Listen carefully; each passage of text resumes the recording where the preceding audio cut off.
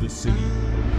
What's going on, St. Louis City fans? Welcome back to another episode of Soul of the City. I'm joined by Milo and Ian, and the depression has been lifted. What is it, 1935? We don't have problems anymore. St. Louis is in third. We have played 12 games. Seattle has played 14 games. They're in second, but LA has played 12 games, and they're in first. So really, we're only 3 games back. I know that was a confusing way to start this podcast. We're only 3 points back of top of the league. And Sporting KC. What happened? What happened? All that talk, all that great form. All that cease and desist legal matter. Yeah, man. The I-70 Cup seems a little one-sided. Kind of like the traffic when you're going to Kansas City. Because everybody's trying to come to St. Louis because nobody wants to go to your trash-ass city. Probably. Okay. I hate it there. God, man. I mean, to put it into perspective, everybody was hyping up Kansas City. Even we were kind of like hyping them up coming into this game. I was more scared than I thought I would ever be playing Kansas City when they were bottom of the league because they're coming off some insane results, winning against Seattle and Minnesota In convincingly. Cincinnati. And Cincinnati? Yeah. Okay. And then They didn't beat them, did they? I think they drew LAFC at the week, which I said it in the last podcast on Wednesday. I think that ended up being a favorable result for us. They didn't beat Cincinnati, I don't think. But in the middle of the week, they played LAFC, who is pretty well known to be the best team in the MLS right now. And they tied them, which obviously is going to boost their confidence even further, thinking that they are on par with a top-of-the-league team. They come into City Park and showed them what it's all about here in St. Louis. They were not ready for what was waiting for them. They were not. They have not actually played Cincinnati yet this year. But, my God, it's just so good to have our team back doing what our team does. If you look at the stats, it's more of what St. Louis City is all about.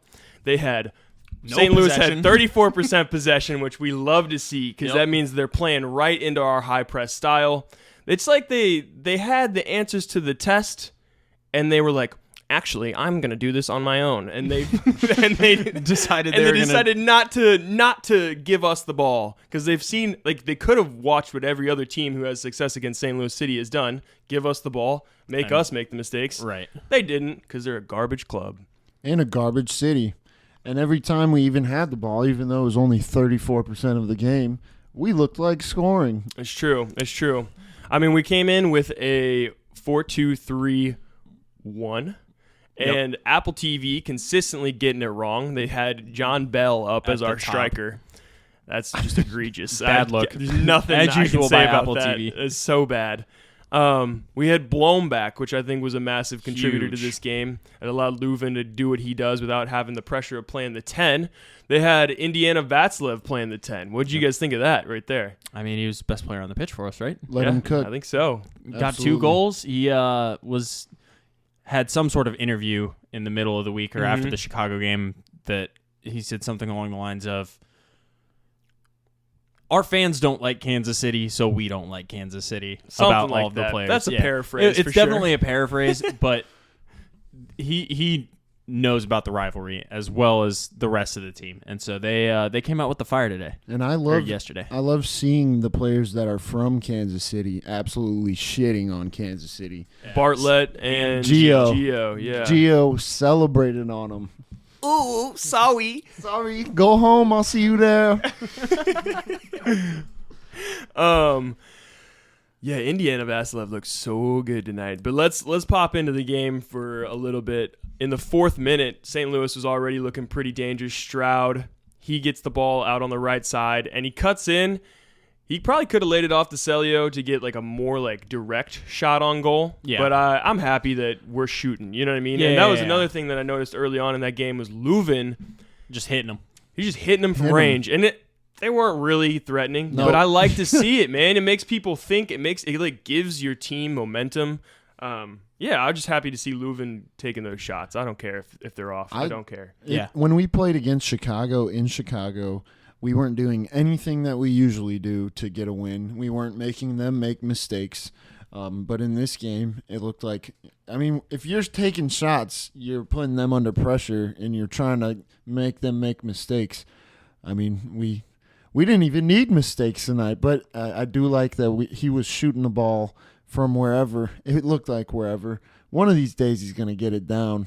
Yeah. And he's just going to be putting them into the top bins like that PK, but that was the bottom right, but we'll get into that one. One. In the 13th minute, Berkey had an amazing game this past game. He did have a great game. Yeah, I'm trying to look up his stats right now, but do you want to walk us through what happened on that one, Ian? Yeah, I can also renounce some of my hatred for Berkey. I was about to say, I get need cooked to. every game because he makes like a few flashy saves. He had some moments in this game that I thought were suspect, like the moment where Tim Parker suspect in a clean sheet. Yes, but we'll get to the good stuff first. Hater. He makes a great save Certified on a hater. Pulido shot from outside of the box that takes a deflection off of Tim Parker's leg. Hebert's legs. Yeah, it was really good. Meg. Yeah, it goes through his legs, but hits one of them on the way through. And instead of being basically directly at Berkey, it starts like kind of, you know how to like pick up speed off of a defender sometimes. Yeah. Kind of picks up speeds and starts bending into that bottom right hand side of the goal. And he made a nice diving save, which was great. You're a hater. Dude, leave me alone, okay? Berkey did play great. He had 5 diving saves this game. Yeah. 5 saves inside the box. So that's why he's the highest paid goalkeeper in the MLS. Is he really? It's for a reason. Okay. Yeah. All right, 16th minute. That's when it really gets into the meat of the game. Leuven plays a ball into Gio, who's playing inside the penalty box. It's good to see Gio actually playing the striker role. Yeah, you know what I mean? Like getting in the box. That's great to see. He's not dropping back in. I think that also goes back to that translates all the way back to Blom being there. Blom changed the dynamic of it. Yeah, he does. So Gio receives the ball. Nice little back heel flick to a running Indiana Vasilev who's playing that 10 position so well. Mm-hmm. And they call a pen. What do you guys think? You guys think that was a penalty? Mick, go first. Absolutely it is. Get in. As a St. Louis City SC fan, it's absolutely a penalty. Yeah. It was as definitely a lover a of soccer, I'm not sure if that should have gotten called. But we've had some poor decisions not go our way. We'll take one in our rivalry game. As a fan, Indiana was thrown to the ground. As a scientist, there was no contact. The referee, I don't know. The ref had a tough angle from the back. He had a bad angle. The referee had some St. Louis barbecue before the game, and he knew what was up. He was swayed. I feel like that getting us that first goal was so pivotal, and we talked about when we score first. I've said it a few times on the pod, man. Like every time we score first, it is a rout, especially if we score early, because then they're forced into possession. Yeah. We don't want Especially the ball. at home. We don't have to have it because we're up 1-0. Yeah, so we talked about how like we're used to seeing the stat line of us having very little possession. Mm-hmm. A lot of that comes from that early goal. It has to happen. Pressure. So it seemed like they did have some sort of identity of we want to have the ball in this game because they did have it a lot more than us, even in those first 15 minutes.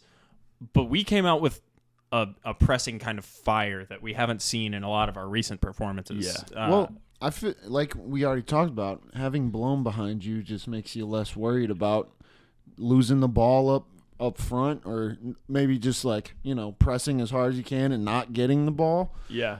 You just you don't worry about it anymore. So you just all in on all what's up front. Well, Leuven, I don't know. I was curious to see when we were all watching the game, and I thought he was going to go top bins again. Well, yeah, he went like top left last time, right? Yeah. Ian called it. Yeah. We were sitting there watching it. I thought he was going to repeat because it's unsavable, right? If you can do it. If you can do it, yeah. But I was like, if you're a goalie, you obviously know who's taking the penalties for the other team, and it's the only person that you've probably studied for penalties. Yeah. So you're like, okay, he's going to go top right, I guess, for the goalie. For the goalkeeper's perspective, yeah. He's going to go top right with this. Of course, he dives to the right, and I was like, yeah, he's going to go bottom right with this. And I called it, but like... Leuven slotted it home. Yeah. Leuven bangs it. We're up 1-0. Vibes are high. And City Park was bouncing. We could hear it from where we were at. It actually ruined the game for us. Yeah, it made it better for me. I liked feeling the energy from outside, but the stream was 30 seconds behind. Yeah, I don't know if any other fans experienced this when you're watching the game somewhere other than like Maggie O'Brien, near Schlafly, the stadium, the pitch, wherever. Yeah, well, you'll be watching any sporting event and get a notification on your phone of some sort. Like you got to set your phone far away from you so that you don't get a notification that ruins, an upcoming moment in the game. It's a lot weirder to get that notification from 23,000 fans. I think it's screaming. Better. I think it definitely adds to the experience. Yeah. It was just funny because I was like, I'm used to hearing that as a ding, not like screaming. Well, if people are like talking and they're like not really paying attention to the game, and they hear the roar of the crowd, then they're like, all right, we got to tune in. Something's happening. It was really funny because you could determine how long the roar was and be like, oh, that was a goal. Yeah. That was a yellow card. Yeah. Oh, I hear the STL chant in the back. Yep. Berkey. Speaking of, in the 24th minute, Blom makes a beautiful tackle on their midfielder, Kinda. And Stroud picks the ball up in the midfield, drives forward, passes to Vasilev, who sits Graham Zusi's old man ass down in the penalty box. Just made him, honestly, retire, bro. Yeah. Great career. Casey, really, you've done a lot for the U.S. men's national team. They've been claiming that national team. I've been talking to some Sporting KC fans, and they're like, yeah, Graham Zusi's still serviceable. I don't know if he is, bro. I don't know if he is. He got kind of cooked. He's a relic. He got cooked. Yeah. And he's got sat down, and it just looked real bad. I love how they make fun of us for talking about history, but literally their history is just Graham Zusi right there getting cooked the national team, too. He's done when a lot. He was younger. He's done a lot for U.S. soccer. I don't care. I can't hate on Graham Zusi too much, but he just looked so bad in that moment. I will say that McIntosh, their goalkeeper. Oh, yeah, he could definitely do better, but I was going to say that I believe it was Graham Zusi that shushed STL-FC fans when they went to Sporting KC in 2016, I think. 15 or 16. 15 or 16. Open Cup. And he was like shushing the fans. So, karma. How does it feel, man? Welcome to hell. Welcome to hell. The gateway to hell. It's not a blue hell, it's a real hell. Yeah. All right, 33rd minute, Gio, he has a chance on the outside. He probably should have passed, but instead he just shoots from no angle. I liked it. You liked it? I did. Egoist. That goalie was not that good. Yeah. I mean, that could have easily gone in. We were interviewing people outside the game, after the game, and one of the Sporting KC supporters was just livid. She was going on a little rant. She was like, that was our third string goalkeeper, so I don't really want to hear it. And I was like, well, yeah. He sucks. Hey, KC fans, was it Michael Jordan that said, if you can't talk shit when you suck, when you're down, then don't talk shit when you're winning. Right. I mean, to put it into perspective, Kansas City, they're in 13th. Yeah. Like, all that hype for nothing. They put them number 8 on the power rankings. Because of their recent results. Because of their recent form. They love to just They're hype them up. 13th. Yeah, that's a bad look. If they had relegation in the MLS, they would be relegated. They'd be getting relegated. Well, we would have asked the fans about that if they showed up. If they would have talked to us, but they didn't want to because their team sucks ass. We were coming at them with a little bit too much aggressive energy. No, I was being very nice. I said, I said, ma'am, would you like to do an interview? And she said, where? And I said, right here. And she said, no, there's nothing for me to talk about. We were the worst team, so we lost, okay? We had our third string goalkeeper, so we lost, okay? Leave me alone. Are you mad? Like, go home then. I think she wanted to. That's why she didn't want to do an interview. Yeah. I was like, you could have said that in front of the camera and not been mean to me. Well, you asked for it. I'd be angry after a loss like that too, dude, especially to the rival. Oh my gosh! If I drove the St. Louis to Kansas City drive just to lose 4-0, I would. And paid $100+. Yeah, I would be pissed. Cheapest tickets to that game come game time was $120. Yeah. Well, they could have simply done what our team instructed them to do and traded in their jersey into the trash. For what? A St. Louis SC jersey?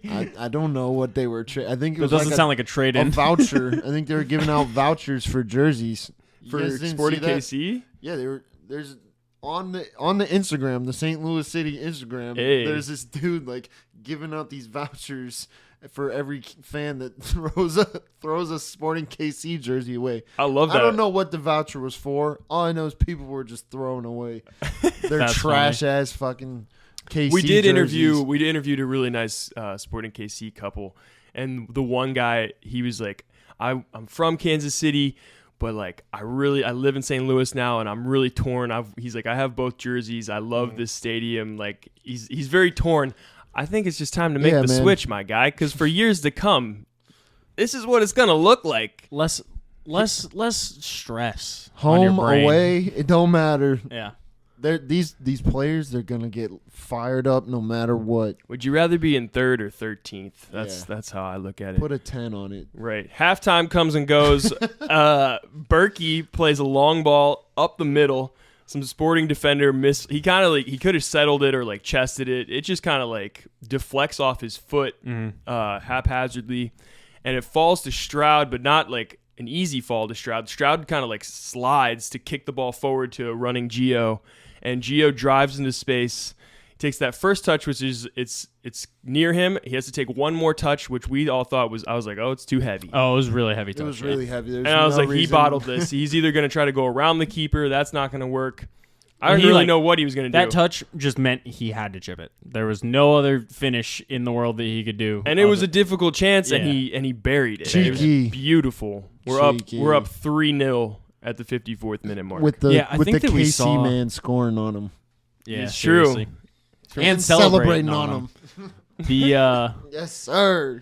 No love lost. Yeah, not at all. He looked really good today, Gio. And I think part of it was I don't know if they worked on it some at the training ground or if just getting a couple goals kind of lets it come into the game. But we saw a lot of times where he was actually getting some runs in behind the defense. I think it's blown, man. I mean, it could be, but he's not the one that's playing those balls. Like a lot of it was like off Berkey. But Blom being in allows for the rest of the midfield to move forward. I think ultimately Carnell talked about it in his post game how they had talks with Gio about where his positioning should be, where he doesn't have to drop into the game and play so much. He needs to be the striker, the Klaus, the one who's up top. So I thought he did a really good job at doing that today. And whenever Leuven could ping balls into him, like on that Vasilev penalty, he was up there in the box to receive it. Dude, there was another chance where Leuven played one from the far touchline in the second half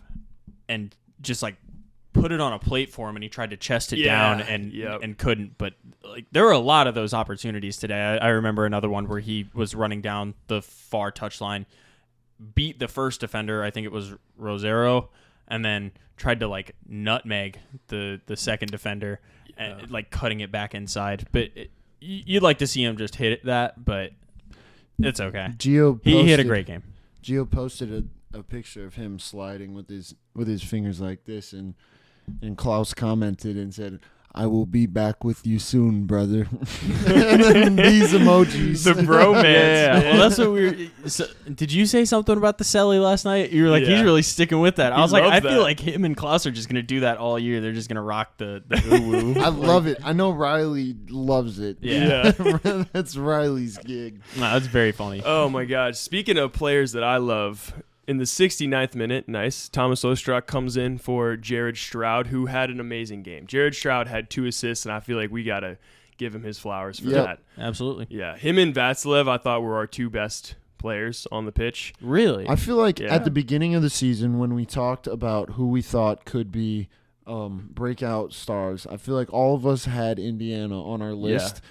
And he just wasn't looking like the player we thought he was going to look like. Mm-hmm. And now he's allowed to be more of an attacker instead of that, like, because, like, for a while we either had him or Miggy playing Blom's role, and it was just like, who else? It was like we had 3 players doing the same thing. Yeah. And now Blom can just do Blom's role, and everybody else can just do whatever they want. And Miggy doesn't even have to play because he's 18. And he needs to develop. And he can come late, off the bench. Yes. Right, and close out games just like he did last time. And you could hear, that was another moment whenever we were sitting outside and watching the game, and you could hear the stadium erupt, and we're like, oh, shit, is there another goal? And it turns out it was just Miggy coming on. Getting something on. Man, St. Louis loves their homegrown players, and it's amazing to see him flourish the way he is. Speaking of homegrown, Tomas Ostrak comes on for Jared Stroud, and he immediately makes an impact. 75th minute. I don't want to hear any more hate from the peanut gallery over here, because Tomas Ostrak wins the ball, number one, in his high press style, high work rate, wins the ball. High check work rate. In his check blood. It's that. It's the Moravian. I don't actually know if he's Moravian, but he wins the ball in the midfield, drives forward, right at defenders. Indiana makes a nice overlapping run from the cam outside position to the outside, which is exactly what you want to see, and then hits the ball with a curling, beautiful left shot with his left foot shot. Yeah, that's beautiful. A Premier League finish right there. Yeah, that was an insane finish. It was an incredible left foot. It just I don't think all you can the hit way it better. Through. Yeah, he scraped the ground just right. Just to get side net, that curl, side net curl. It was nasty. It was nasty. Yeah, he made up save that. Ian? No. Okay. I don't think any other goalie in the MLS saves that. I think really that's beautiful. just a done deal. Also, nice weight by Tomas Ostrak. Give him his flowers. Yeah. I will agree. He looks great coming off the bench. Yeah, I was about to say, man. High energy. That's his niche. Every time he starts a game, he does not look very good. Yeah. So I'll admit it. I was a Stroud hater. When Stroud came off, I almost said finally, and then Chris goes, "Wow, he's got 2 assists." Yeah. And I was like, "Yeah, I'm a real piece of shit." Stroud, it was like a low key performance because I didn't think he was that great in just like watching the game. It didn't stand out to me in terms of his performance, but you get 2 assists on the night, and if I don't see you and we win 4-0 and you get 2 assists, I think that's like optimal performance from any player. Yeah, you're doing your job. Well, the high press was back tonight. Yeah, like it was in full hardcore. force, and he was a big part of it, like he has been at the beginning when we were having success. Yeah. So he was rewarded. He had some space, and he found Indiana and he found Gio for both of his assists. Yep. So those two I think were the standouts, other than Berkey, but. Yeah, Berkey's always a standout. I mean, speaking of Berkey, there was a shot in the 84th minute chance that KC had. Yeah, was actually unreal, and the stats back it up. The ball is bouncing around in the box, kind of off Bartlett, off Berkey, just kind of like floating around some chaos. And then Marinos Tzines. Oh my God, what a wild That's a name. You got it. Zenois, man, I don't know where he's from. Number 77 on Kansas City. Number 77. He gets a shot at like the 7-yard box, just teed up beautifully. Oh yeah, he's inside the penalty box, like just right in front. And Berkey like reads the whole play, like basically runs across his whole goal line. Yeah, dives. he was like kind of stuck in the middle, and he just sees the dude about to take the shot, reads it early, and starts diving to the right, and throws his left hand up as he's diving, and just palms it away. It was amazing. It was nasty. The expected goal on target, post shot model. Model was 0.94. Yeah, so 94% of the time, that's Berkey, man. Berkey will do that for you. He is the 94th percentile. Yeah. To kind of close out the game recap, Pulido had another shot on Berkey in like the 86th minute, and he just parried away. And that was pretty much it. I feel like Berkey heard Ian. Yeah. Dude, they're watching from the podcast. Stadium, man. I swear they're watching it. Because we've been shooting from distance. Vasilev is playing a more offensive role. We need blown back. Got him. Dude, we even heard Taylor Twellman. He's like, they're saying he could play the 6, he could play the 8, he could play the 10. I was like, who's saying that? We're saying that. We're saying that. Taylor Twellman, thank you for watching. Yeah. Shouts out. I can't stand your haircut. You look like dude from Homelander. The Boys. Homelander from The Boys. It's freaking everybody out. You look like, Let's just turn this into a Taylor Twellman roast session. No. So we can talk about the lineup changes to start the game a little bit, because today we did see John Nelson had to serve his ban for his red card. And we all thought that we'd see Pedro as a natural left back substitute for that. Instead, we saw Hebert slide into the left back spot. Mr. Nelson, you might have lost your job, sir. Not to Hebert. Because I don't think so either. Hebert, I think, should stay in the starting lineup as a center back. And I think he did a great job filling in at left back. Yep. The question is like, why is Pedro not playing that? Right. You know what I mean? Like, that's like actually now a real question. You see a very large lack of confidence from Carnell in the player if he's not starting when the only other person that plays that position is out. Mm-hmm. It's kind of disappointing because I feel like Pedro could be a great player for us. But what was cool is that this forced us not to play our offense through our wing back or our right and left back, because currently Carnell was like, good. We have Hebert back there. We can't do it. And I'm like, you can't do it with Nelson either. Yeah. You know what I mean? So you can't do it either. He's not good. But it kind of forced everybody to run the offense through our wingers and through the middle. So, yeah. I really it's confirmed that all of the team and Taylor Twellman watch our podcast, because I was hating on Tim Parker so hard, and then we went and got a 4-0 clean sheet. And he was looking good, I'm not going to lie, but I don't think the clean sheet is up to the defense in this one, though. I think it was Berkey, because they actually XG'd us in this game. Yeah. Not by a ton. I think it was like 0.15. Don't care. Don't care. Dude, they had some good opportunities. It's definitely some dangerous stuff. Don't care. It was 1.63 to 1.49. I still don't care. Game. Yeah. I mean, it's about the ones you finish. We get it. You don't care about analytics, but they do tend to predict the future. So... More like analytic this. You feel me? Okay. Oh, my God. What other lineup changes you did guys we see? can laugh at that. We saw Blome and... I thought the biggest change was Indiana Vasilev playing the 10. Like, everybody was... Like, Carnell was so... I don't know. I feel like that's where he naturally slots into the lineup when we are healthy. Well, when we signed him, and he was like, "Coach, I'm more of an attacking player," and Carnell's like, "Well, maybe you're not," and I'm like, "Well, maybe he is." Yeah, you know what I mean. Like, he feels comfortable up there. He looks good in that 10 position. Leuven has all the mobility to do what he's doing best in his 8 position. I loved that look. I loved Indiana right in the middle. That looks so good.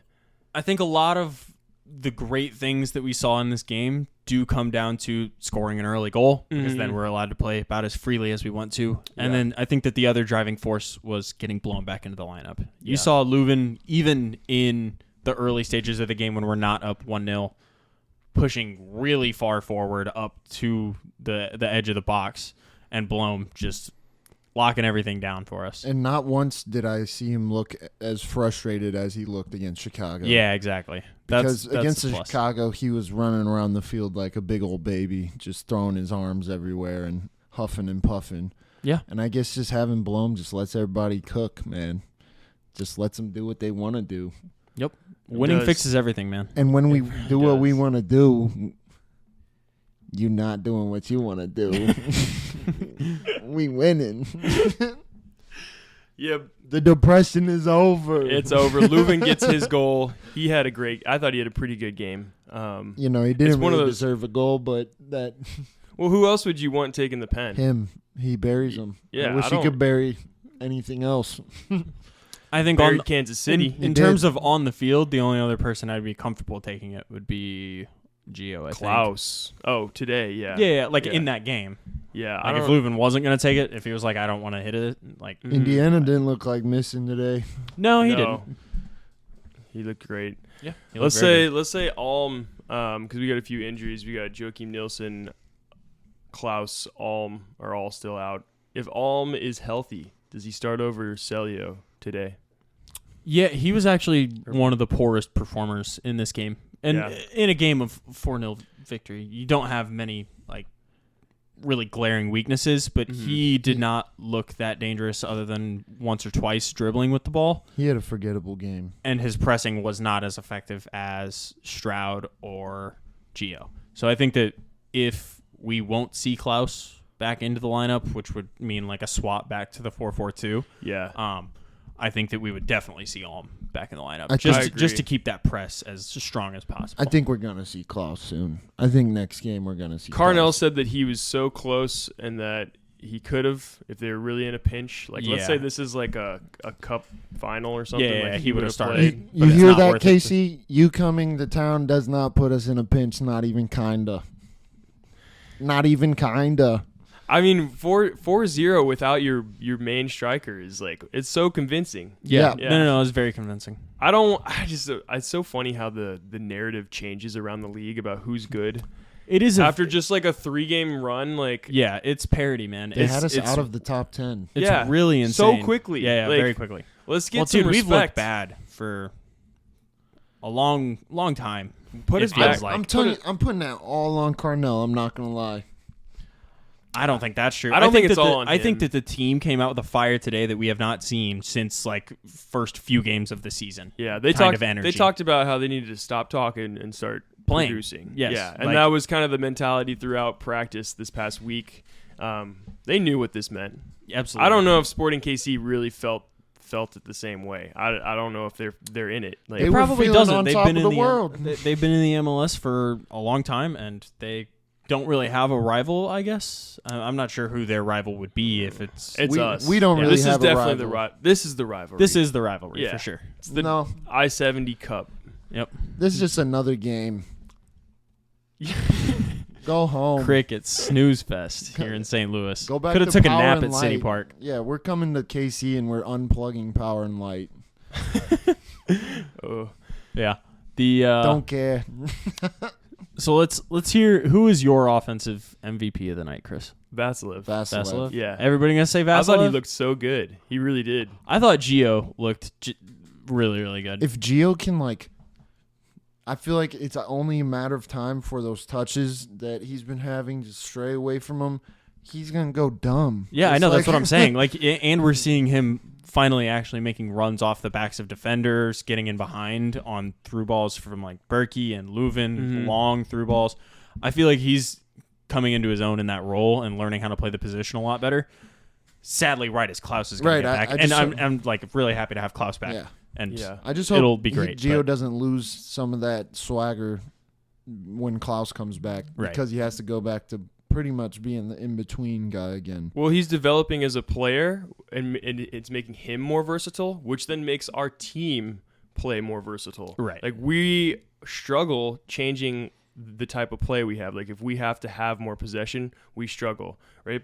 Or if we only have one striker up top and it's not Klaus, we struggled. But he's learning that now, and so now that makes us more dangerous overall as a team. I think once Klaus slides back in, Gio goes back to playing his role that he was more comfortable in, and it's going to be amazing. So it's looking good, bro. It's looking real good. I just wish we could run it back with Chicago, man. Was your offensive player also Vasilev? Yeah. Okay.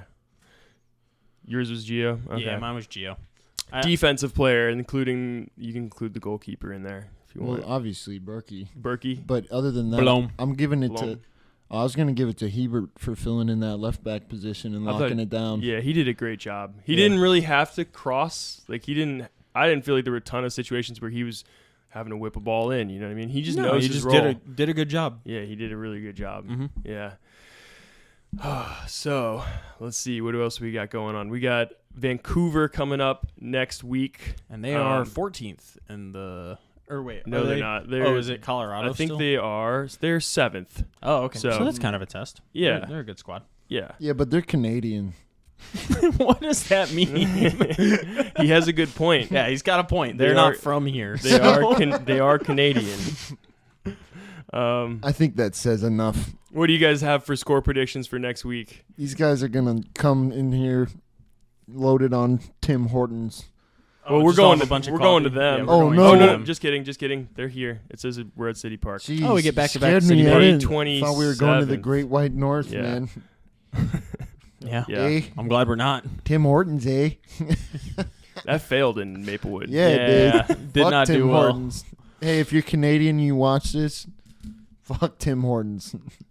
I like their donuts. We hate me and Marlon. Marlon hate Tim Hortons too. I just remember you bringing me free donut holes. It was so nice. That's lit. It just it didn't feel right with my American blood just pumping through my veins while I'm serving the North. Yeah. What do you guys have for score predictions next week? I'm gonna go 2-0.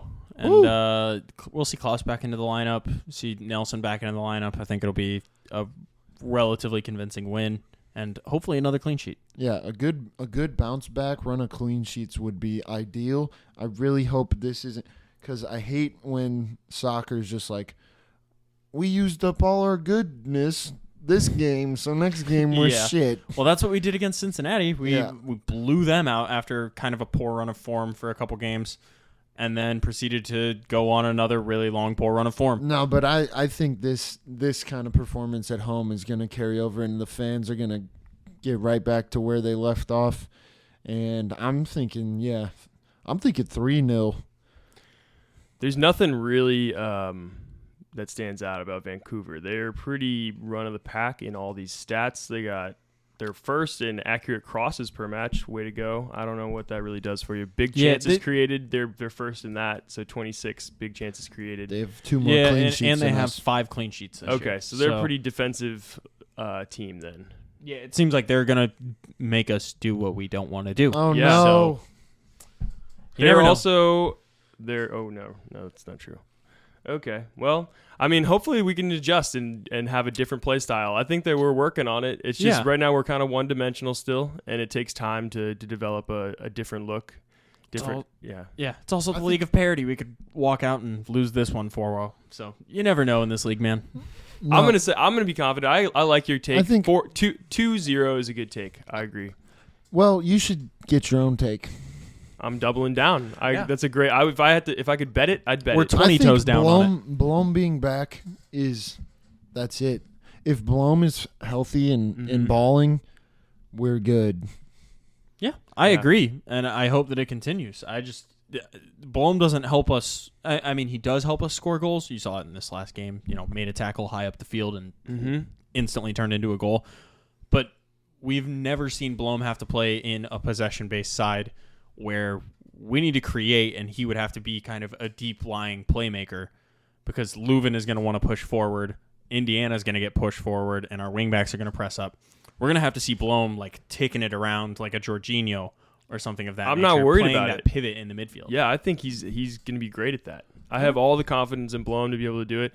I'm trying to think if we've seen him for a full 90 minutes. Yeah, we've seen him for one start, and then we saw him for, I think, 80 minutes in the first game when Vasilev broke his nose. It seems like we haven't seen him for a full 90, though, yet. Well, I think his fitness was a really big issue at the beginning of the season. So he's had starts, but I don't think... I mean, in but terms he didn't get a full 90, though. Right. He probably got pulled off. I'm going to double-check to see if that's true. I think that every time he's played, Miggy ends up coming on for him kind of late on in the game, 70th to 80th minute area, just as a fitness kind of precautionary thing.